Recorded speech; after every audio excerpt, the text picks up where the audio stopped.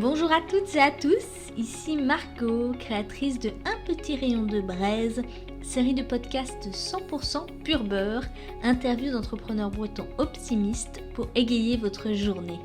C'est parti! Cool, merci Laure d'avoir accepté cette interview. Avec plaisir, merci à toi d'être venue me chercher.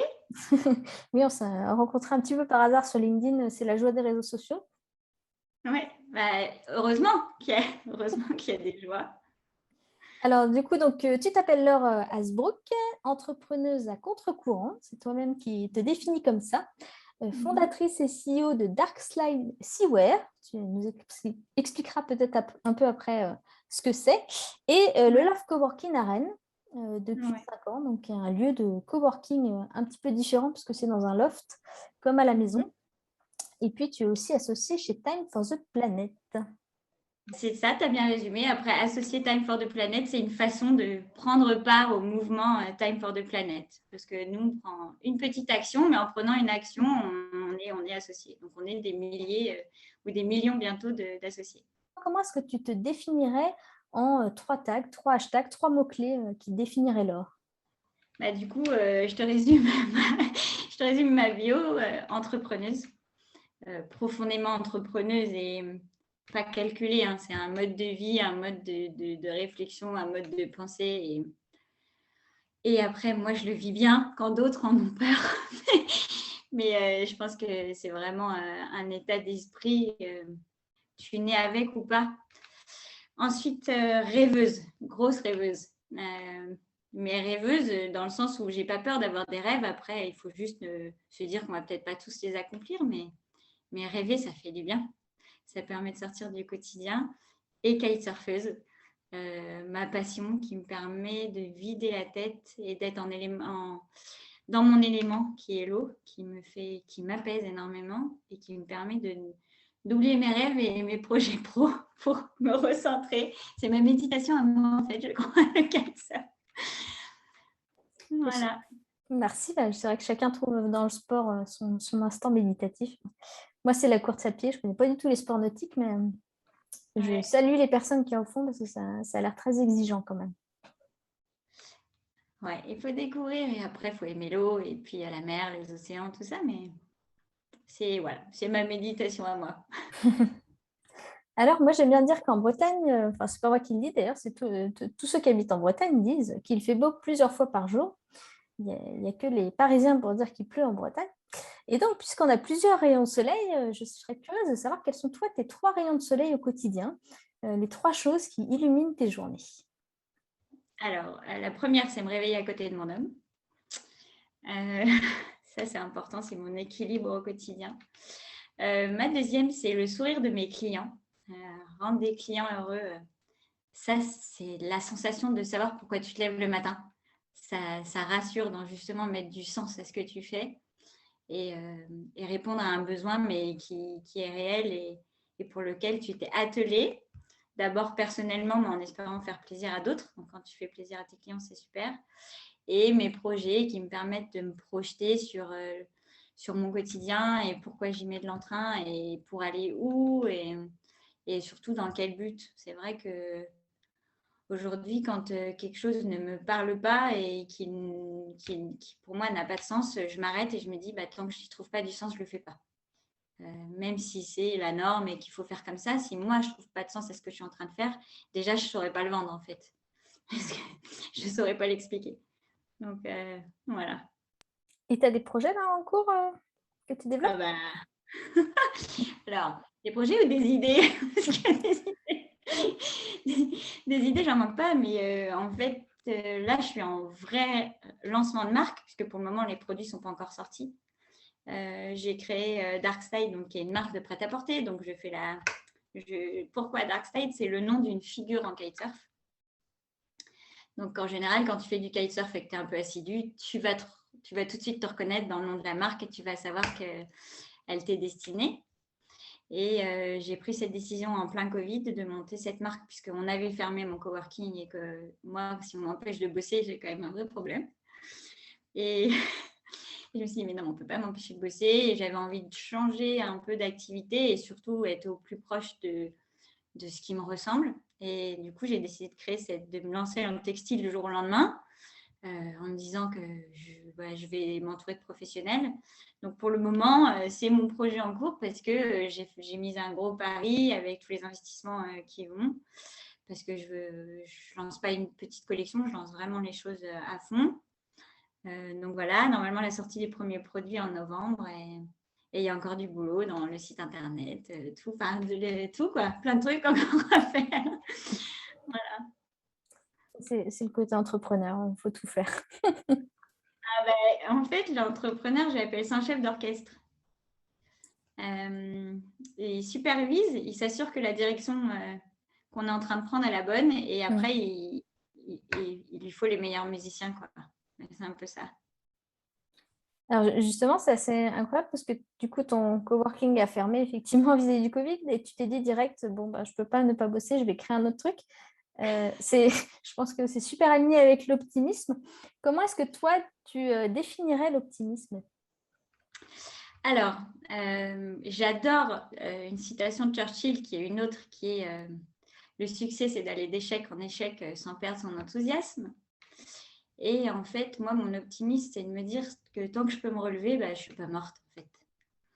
Et qui a dit que la vie était facile?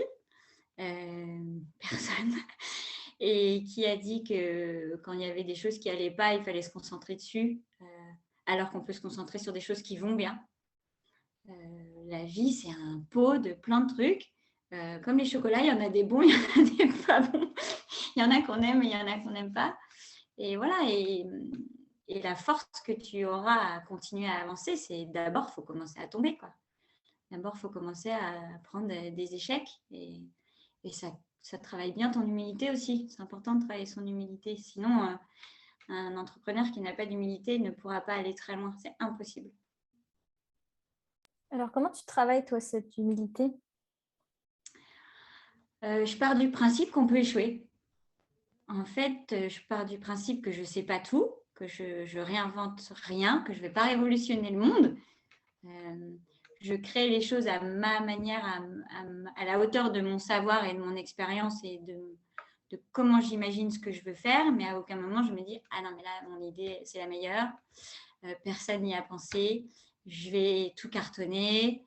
Non, se rappeler toujours qu'on fait les choses par rapport à la capacité de son cerveau et parfois se fixer la barre haute de se dire bah finalement je fais des fringues, je suis pas Bill Gates. Oui, mais chacun, on est chacun né avec ce qu'on est capable de faire. Mais si ce qu'on fait, on le fait bien et avec passion, en disant on tente et on verra. Et si on se plante, ben on se plante. Et en même temps, on n'aura pas fanfaronné pour dire mais je vais y arriver. Donc, pas de problème à se planter, quoi. C'est plutôt ça. Et c'est intéressant ce que tu dis parce que je côtoie pas mal d'entrepreneurs et il y en a certains qui sont à lire des biographies de grands de ce monde comme Elon Musk qui a se dire voilà, Elon Musk il a fait comme ça, il faut absolument que je fasse comme lui pour réussir dans la vie en fait. Et je pense que Elon Musk, il a un syndrome déjà. Que ma fille a le même syndrome que lui quand il a fait son coming out. Elle était tellement fière. T'as vu, maman, encore un syndrome d'Asperger et tout. On a tous été programmés différemment et la réussite ne vient que de soi. On peut lire des bouquins, hein, on peut s'imprégner de réussite, mais je pense que recopier un modèle de réussite est absolument impossible. En tout cas, le projet, il est nul. Enfin, pour moi, moi, réussir comme Elon Musk, je rate ma vie. Je passe à côté de qui je suis, en fait. C'est surtout ça. Avoir l'impression de me dire, mais j'ai pas envie d'avoir la réussite du voisin, j'ai envie d'avoir ma réussite. Et ça n'a rien à voir. Et on peut lire plein de bouquins. Moi, j'aime prendre de la hauteur sur qu'est-ce qui fait que les gens pourraient être plus heureux, qu'est-ce qui fait qu'il y a plein de gens qui passent à côté de leur vie, et réfléchir sur des modèles, autant ceux qui ont réussi que ceux qui ont foiré, et analyser ces modèles, mais de la vie courante. On n'a pas besoin d'avoir des... Enfin, moi, j'aime analyser les petits chefs d'entreprise comme...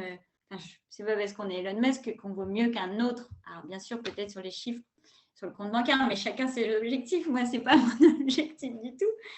Donc, ouais, non, mais je pense que c'est ça. Et du coup, à ton avis, qu'est-ce qui fait que les gens s'empêchent d'être heureux ou ne se sentent pas libres d'être heureux? Oublier, je pense qu'il y a souvent un problème de se recentrer sur qui on est, euh, dans quoi on est doué, qu'est-ce qu'on aime faire, et surtout arrêter d'écouter les autres. Je vais revoir un coworker.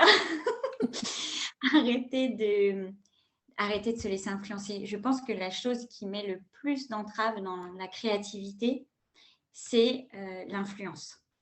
Moi, souvent, on me dit, mais à une époque, je faisais des décorations de table. Rien à voir. Et on me disait, mais tu prends où tes idées? Je disais, bah, nulle part.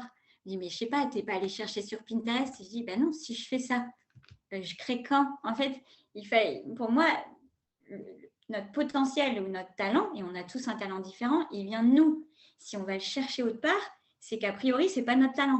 Et si la majorité du temps, quand je trouve que les gens sont à côté de leur vie, c'est qu'ils ont oublié de se recentrer, de se demander qui je suis, qu'est-ce que j'aime faire, quelles sont mes passions, dans quoi je suis douée, et surtout en enlevant l'influence de tes parents, de tes profs. Ça commence très jeune, hein, ça commence à l'école, de la conseillère d'orientation, des grandes règles du bac autoroute où on va tous faire des écoles de commerce.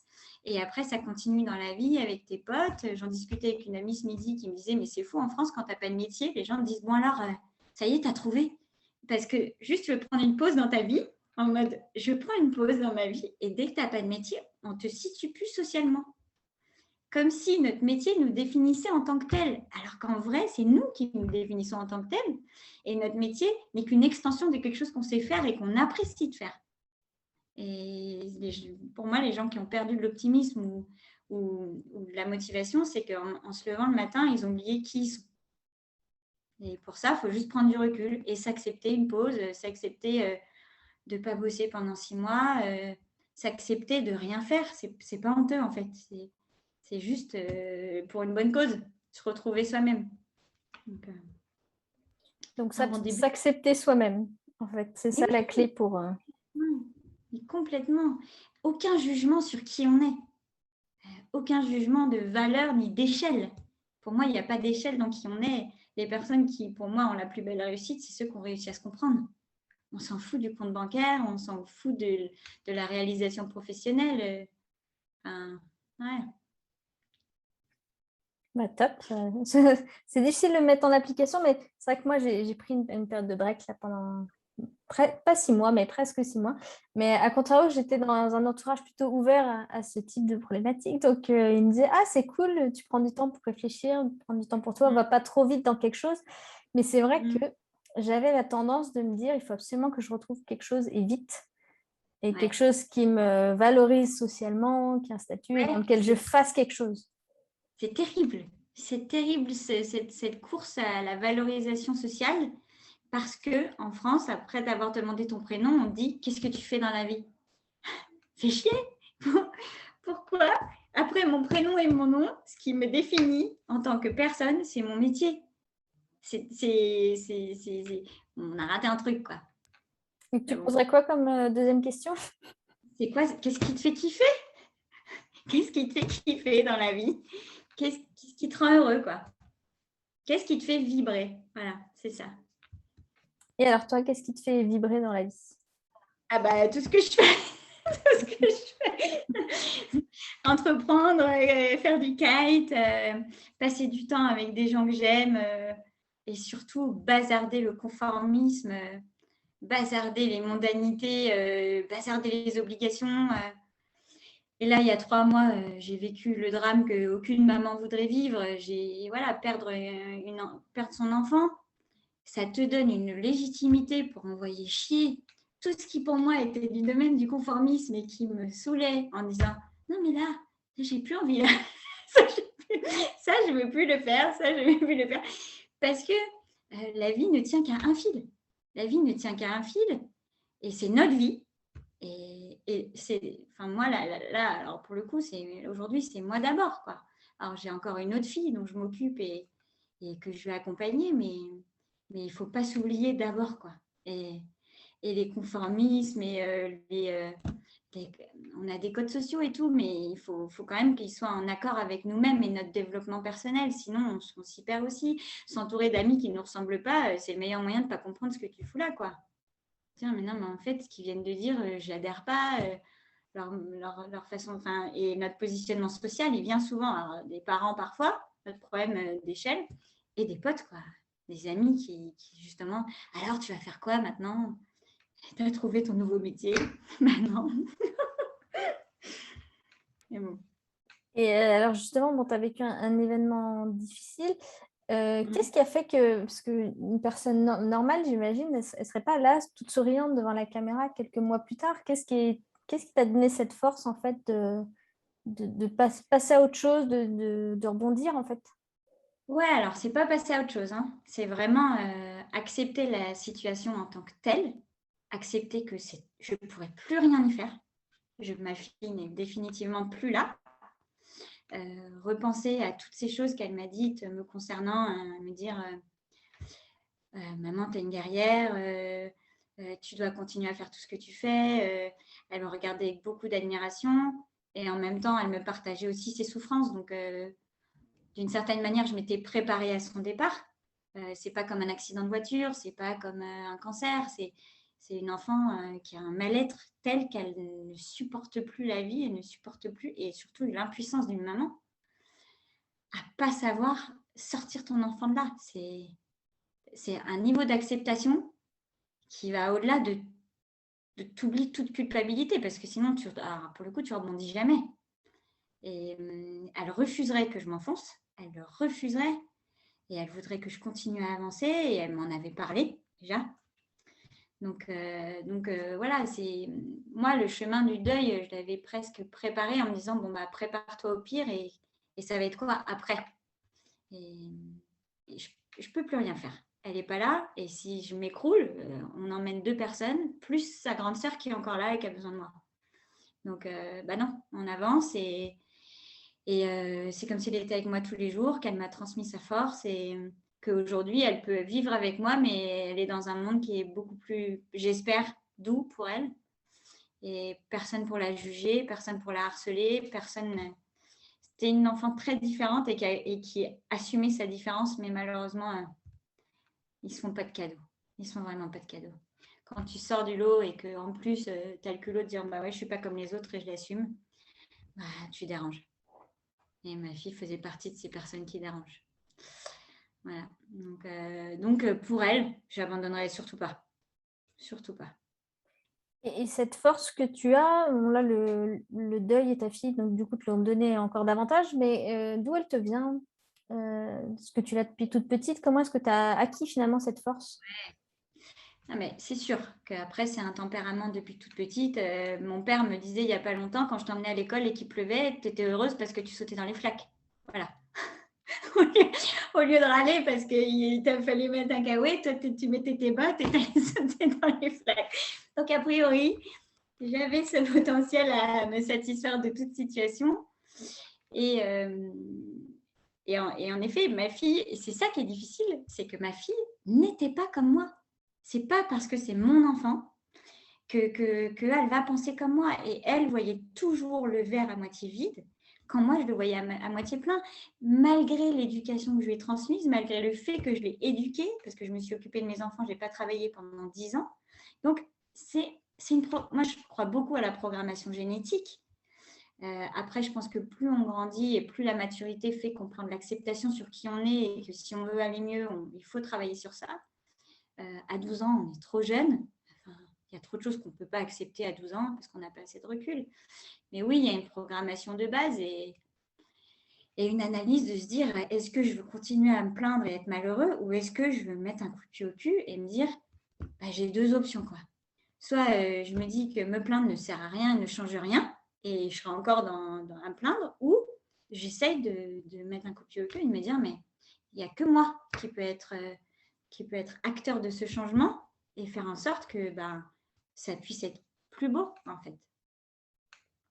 Mais voilà. Je suis pas sûre il n'y a pas de modèle. Hein. Je vous écrirai pas un bouquin pour vous dire comment dire comme moi. C'est pas possible. que ça ne marche pas. Non, mais du coup, tu parles de tu parles de programmation génétique. Du coup, est-ce que ça veut dire que selon toi, il y a des personnes plus ou moins disposées à être optimistes ou est-ce qu'il y a des personnes qui ne peuvent pas du tout l'être?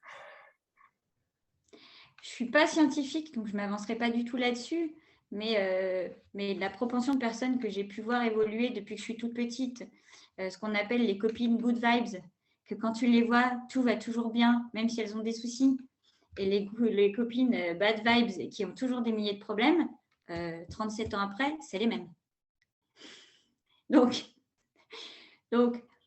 soit, bon, quand tu es good vibes, c'est facile, hein, j'ai envie de te dire, peut-être que ta programmation a été un peu plus, je sais pas si c'est des gènes, je sais pas si c'est tes parents, mais la preuve en est, moi j'ai élevé mes filles de cette manière-là et j'en ai une qui voyait toujours le verre à moitié vide. Donc, est-ce qu'on peut profondément changer? J'ai pas voulu trop faire d'analyse sociale parce que j'ai envie de vivre un peu pour moi. Je ne sais pas si des scientifiques se sont posés là-dessus. Ce serait hyper intéressant de se dire, bah si, on a vu une propension de tant de personnes qui, à un moment, se sont dit, bah, je prends mon bonheur en main ou je prends mes joies en main, parce que le bonheur, c'est un mot qui est un peu grand, mais je prends ma vie en main pour essayer de voir plus le verre à moitié plein que le verre à moitié vide dans la journée. Mais c'est comme les gens qui vont vous dire, moi, je prends jamais de poids. Et d'autres qui, malheureusement, en voyant un chocolat, prennent du poids. Oui, je pense qu'il y a des inégalités injustes, c'est sûr. C'est sûr. Et je pense aussi bien dans ce domaine de l'optimisme. Je pense que oui. Je mange le chocolat, même si je prends du poids. Non, après, on élimine derrière. D'où le sport. Mais oui, c'est sûr. Alors, moi, j'aime bien voir l'optimisme comme quelqu'un aussi qui voit les apprentissages dans les périodes difficiles, un petit peu l'arc-en-ciel sous la pluie. Avec le Covid et puis même avec cet événement, est-ce que tu as eu des apprentissages que tu aimerais nous partager sur toi, sur tes projets? Ouais, au-delà d'un apprentissage, c'est un état de fait. On nous oblige à fermer nos business, typiquement une fermeture administrative. Donc là, je me suis vraiment sentie, c'est un peu faux ce que j'ai, privée de liberté parce que j'ai entrepris pour être libre. Et là, d'un coup, l'État me dit, bah, je te prive de ta liberté d'entreprendre. Et là, c'était un peu, bah, what? Non, mais quoi? C'est pas le but du jeu. Moi, j'ai entrepris pour être libre et là, tu m'empêches de bosser. Donc, se dire, ben, une fois de plus, tu vas contourner cette interdiction qui va avec ton état d'esprit à contre-courant, de trouver d'autres solutions. Donc, au-delà d'accepter l'état de fait, qu'on doit obéir à la loi, comment la contourner, mais dans la légalité. C'est ça que j'adore faire et qui me passionne au quotidien, c'est qu'on m'a empêché de voyager, on m'a empêché de bosser et je me suis dit, quelle boîte fait que tu pourras continuer à voyager et continuer à bosser? En fait, je trouve que c'est dans les difficultés qu'on avance plus vite. Parce que ça te ferme, ça te crée un entonnoir de la direction à prendre. Quand le champ est large, parfois tu es là, qu'est-ce que je fais? Je vais à droite, à gauche, devant, derrière, je ne sais plus et tu n'arrives pas trop à avancer. Alors que c'est quand on te met des freins qu'on te dit, OK, je ne peux pas passer par là. Bon, bah, alors du coup, je vais passer par là. Et ça, ce n'est pas l'avenir parce qu'en effet, il y a eu le Covid, donc je vais réfléchir autrement. Donc, moi, je trouve que ça nous donne, moi, je trouve que c'est une chance. C'est fou ce que je vais dire, mais on a vécu la Covid et il y en a qui ont vécu la guerre. Des guerres, à savoir s'ils allaient se prendre une bombe sur la tronche. C'est encore un autre truc. Nous, on nous a enfermés chez nous dans un confort qui était plus que, pour beaucoup, après, pas tout le monde, mais dans un confort où on se demandait quelle série on allait regarder, avec pléthore de pouvoir d'achat parce qu'on ne pouvait plus dépenser. Dans notre malheur, en fait, je trouve que c'était pas trop violent. Alors, je pense que ça a dû être violent émotionnellement pour beaucoup de gens. Et ça, la faute aux médias, c'est sûr et certain qu'en période de Covid, les médias sont venus nous plomber l'ambiance. parce qu'on était enfermés chez nous, qu'on n'avait qu'une chose à faire, c'est d'aller sur les réseaux sociaux, d'aller voir ce qui se passe dans le monde, alors que si finalement on n'avait pas de médias et qu'on nous dit restez enfermés chez vous, on serait allé voir la voisine qui va bien, on serait allé voir la grand-mère qui avait besoin d'aide, et ramener à notre tout petit cercle, est-ce qu'on se serait autant angoissé? Parce que au final, la majorité des gens allaient bien. Mais à force de regarder les médias, ils nous plombent l'ambiance. C'est terrible. Et ça, je pense que les médias sont fautifs de la motivation qui est redescendue, du stress, des angoisses, de la morosité ambiante. Et ouais, moi, j'ai vachement de mal avec les médias. Hein. Je suis assez fâchée avec les médias. Ouais, mes filles, je leur disais toujours, maman, elle va inventer les informations des bonnes nouvelles. Elle me disait, ah ouais, maman, vas-y, fais ça. Je te jure, on fait un pari. Un soir, on regarde à 20h, on regarde les sujets et on essaye de transformer chaque sujet qu'a abordé de manière positive. Au lieu de dire le Covid a fait tant de morts, on pourrait dire le Covid, on est encore tant de vivants. En fait, pourquoi on donne la même information, hein. Mais on pourrait dire, heureusement, on est encore tant de vivants grâce à l'isolement. Je ne sais même plus comment s'appelle ce mot de merde. Confinement. Voilà. Grâce au confinement, on est encore tant de vivants. Chaque information peut être donnée d'une manière positive. Il faut juste avoir envie. Et malheureusement, comme les médias doivent faire de l'audimat, l'humain est attiré par la détresse et les drames. Humainement, fait chier, quoi. Voilà. Donc oui, moi je trouve que ça donne moi ça m'a donné plein de leçons, énormément de leçons. C'est quand même vraiment fort parce que tu dis, ouais, j'ai eu de la chance que l'État me ferme mon coworking parce que du coup, ça m'a permis de créer d'autres choses. Et de réfléchir autrement, sortir de la boîte, pour penser en dehors de la boîte. A priori, j'étais destinée pour ouvrir mon lieu de coworking tous les matins de 9h à 18h. L'État me dit que c'est fini. Et pour autant, mon métier ne me définit pas en tant que tel. Je reviens. Donc, qui je suis? Qu'est-ce qui fait qu'au-delà de mon métier, je suis quelqu'un qui a des passions, qui avait un projet de vie, qui a des enfants, qui a un mari? Et ça te permet de te dire, mais si vraiment j'ai no life, c'est vraiment que mon métier me définissait. Donc, ouais, vu comme ça, effectivement. Ouais, oui, mais ça je rebondis parce que j'ai interviewé des restaurateurs qui, eux aussi, ont trouvé d'autres façons de faire, voilà, de la livraison, d'autres systèmes d'animation. Il y en a un même qui fait des petites vidéos rigolotes sur les réseaux sociaux parce qu'il est rigolo aussi naturellement. Donc, effectivement, à partir du moment où ton restaurant se définit, en fait, tu te coupes. Alors que si tu regardes au-delà, oui, il y a autre chose qui te définit et tu peux faire autre chose dans la vie. Exactement. Comme je suis tombée la dernière fois sur l'éboueur qui est très connu. D'ailleurs, on ne dit plus éboueur, hein, j'ai honte. C'est un autre nom. Quelqu'un qui est devenu connu sur TikTok au moment du confinement et qui raconte son métier tous les jours en faisant des chorés avec ses collègues. Et il a attiré, il a apprécié plein de gens parce qu'il est authentique et qui s'est dit, même si là, en plus, il n'y a personne dans les rues, j'ai personne à qui parler, les gens venaient le voir pour juste lui faire coucou, tu vois. C'est génial. C'est génial. Ouais, ça amène un peu de bonne humeur contagieuse. C'est clair. Alors, j'ai une dernière petite question avant qu'on passe à une question spéciale et puis aux questions sur toi.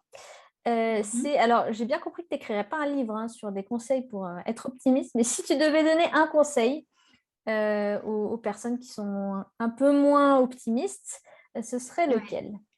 Alors, je le donne souvent et aux jeunes. Je le donne souvent aux jeunes et souvent aux jeunes qu'on a en stage ou en alternance quand je les vois arriver la mine déconfite le matin et que je les regarde, je dis bon, qu'est-ce qui ne va pas?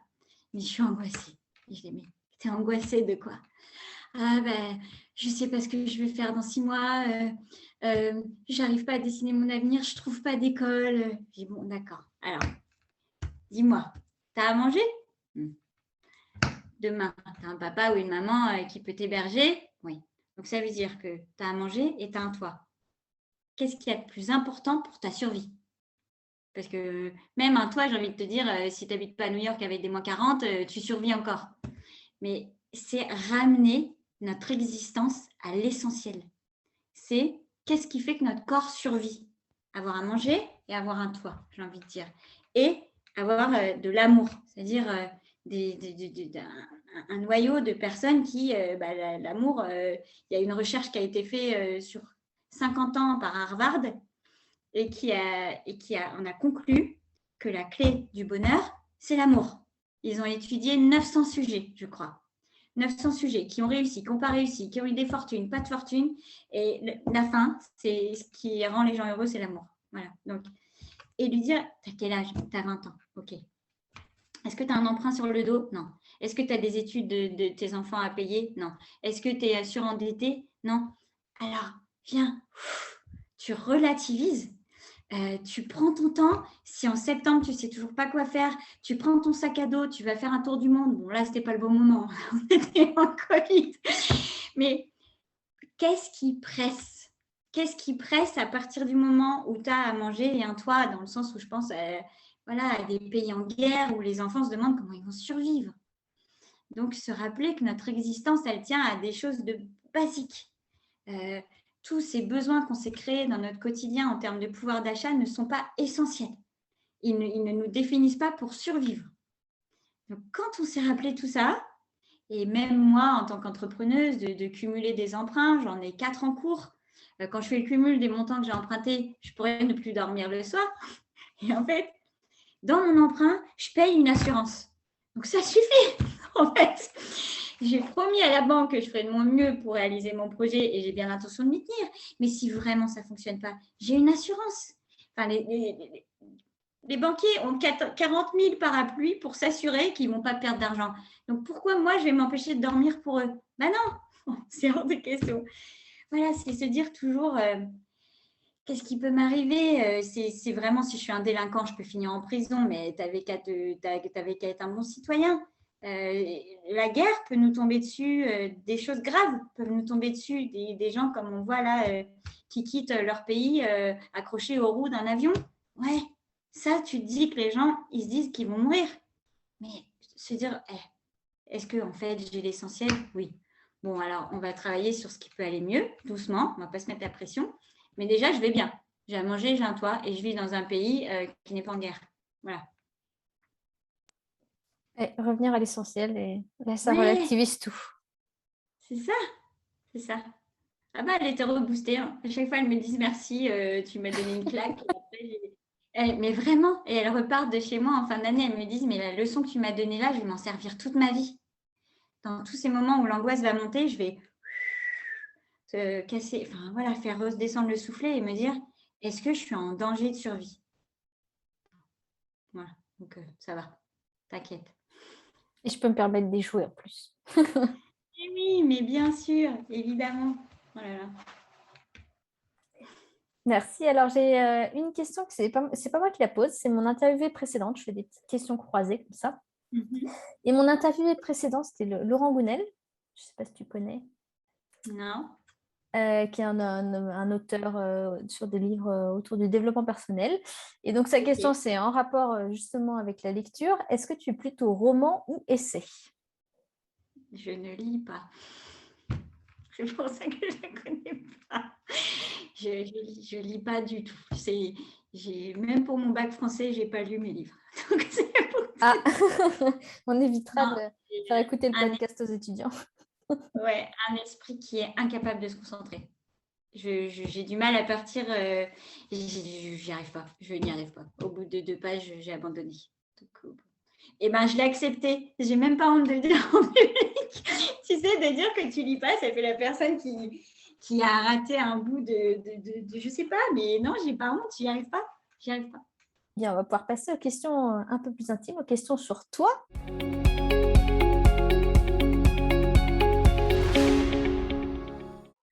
Et on commence avec une anecdote incroyable que tu souhaiterais nous raconter, un truc un peu insolite qui t'est arrivé. Alors, ça ne m'est pas arrivé, je l'ai fait. Dans le cadre de la création de ma nouvelle marque de fringues, j'ai créé un bureau dans mon coworking. Et j'ai voulu m'y sentir comme à la plage. Donc, dedans, j'ai mis du sable. Donc, dans mon bureau, il y a du sable. D'accord. T'as pas ramené la mère et le kitesurf quand même? Non, non, non, c'est interdit. Je suis allée chercher du sable pour bac à sable d'enfant chez le roi Merlin. Mais l'effet est pas mal. L'effet est pas mal. On bosse les pieds dans le sable tous les jours. Et je crois que dans ton loft coworking, il y a aussi un toboggan, il me semble. Ouais, c'est vrai, il y a un toboggan. Ouais. Tout pour que ce soit un peu ludique. C'est exactement ça, mais c'est ça. Et oublier qu'on est au boulot. Moi, tous les jours, j'ai l'impression que je vais à la plage. J'ai une cabane en bois avec du sable, je peux venir en tongs, j'ai le soleil avec une verrière. J'ai l'impression que je ne suis pas du tout au bureau. Ça fait du bien. Oui, c'est sûr. Alors, la Bretagne et toi en un mot. Bienveillance. Bienveillance. Bienveillance des gens qui vivent ici. On est bienveillants les uns envers les autres, vraiment. L'autre n'est pas un potentiel danger. C'est ce qu'on ressent dans la manière où les personnes vont rentrer en interaction les unes avec les autres. On peut parler avec un inconnu, on n'est pas bizarre. On est bienveillant, ouais, on vit ensemble. J'ai cette sensation de vivre ensemble. On ne vit pas les uns à côté des autres, on vit ensemble. Une communauté bienveillante. Et je ne la retrouve pas dans beaucoup de régions. Franchement, je ne citerai pas de nom, mais en tout cas, moi, je suis originaire d'une région que j'ai voulu quitter parce que je n'avais pas cette sensation de bienveillance. Voilà, et en plus, à Rennes, vraiment, j'aime cette mixité qu'on a dans les rues, de mélanger les styles sociaux, du punk à chien aux bourgeois, aux bohèmes, et à tous se retrouver sur des événements un peu culturels, sans appréhension, sans jugement les uns des autres. Enfin, ouais, j'espère que ça va durer, ça. Parce que c'est beau de faire passer l'humain quand même avant. Oui. C'est cool. Mmh. Et alors, c'est quoi ton petit coin de paradis en Bretagne?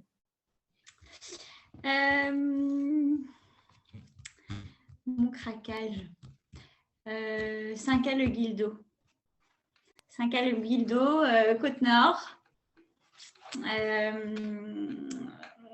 Après Saint-Malo et Saint-Briac, une petite commune où on est encore. Alors, il y a de plus en plus de gens qui y vont. J'aime la couleur du sable qui est comme de la farine, blanche, toute fine.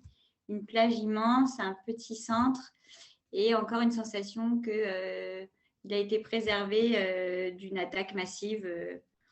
Typiquement, on y va souvent avec mes enfants au printemps, en avril. Chaque fois, on a une météo de dingue.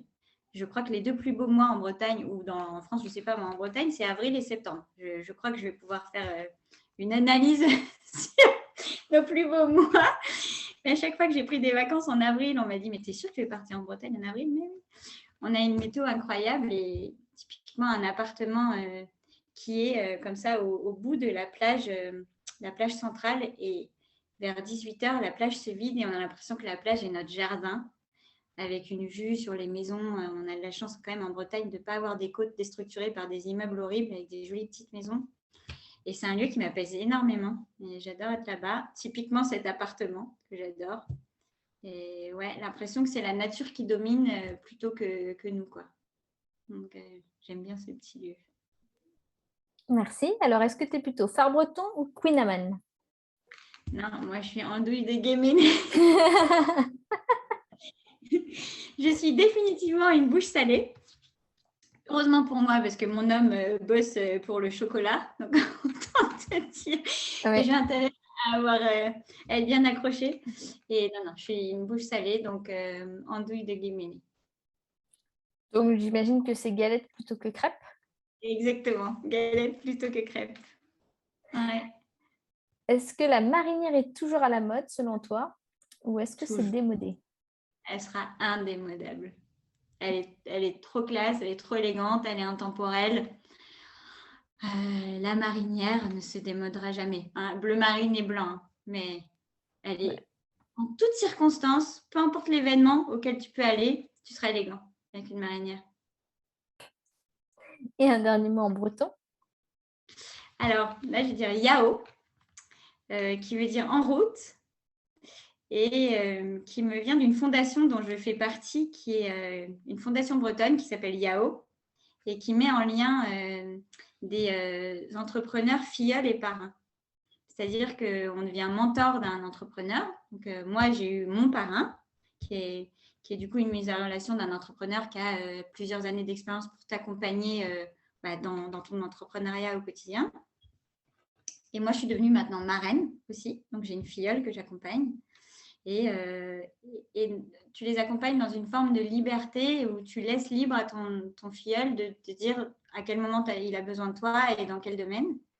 Et ça fait du bien de se dire d'accompagner des jeunes sans que ce soit ton père ou ta mère. Enfin, mon père, typiquement, où il n'aura pas les mêmes conseils ou le même accompagnement que quelqu'un de neutre qui m'accompagnerait comme dans du brut, quoi. Non, mais là, non, tu fais pas bien. Quand tu enlèves l'émotionnel dans l'entrepreneuriat, l'émotionnel, j'ai de l'émotionnel aujourd'hui pour mon parrain ou pour ma filleule, mais l'approche n'est pas la même qu'un papa qui va être soit trop brutal, soit trop accompagnant et qui t'aidera pas forcément à te développer. Donc, j'ai commencé tout de suite avec eux et c'est un super accompagnement. Donc, Yao. Ouais, Yao. Merci beaucoup. Merci à vous également de nous avoir écoutés sous ce nouveau format vidéo. Voilà, c'était un premier test. J'ai hâte d'avoir vos retours pour voir si ça passe mieux, si c'est plus intéressant pour vous ou si vous préférez garder juste le format audio. Vous pouvez retrouver tous mes autres podcasts sur unpetirayondebraise.com. Allez voir, il y a beaucoup d'entrepreneurs bretons optimistes qui en parlent et qui vous donnent plein de conseils pour le rester. Alors allez-y, c'est que du bonheur. Et je vous donne rendez-vous dans 2 semaines pour le prochain épisode. En attendant, je vous souhaite une très belle journée et un très bon week-end. À bientôt!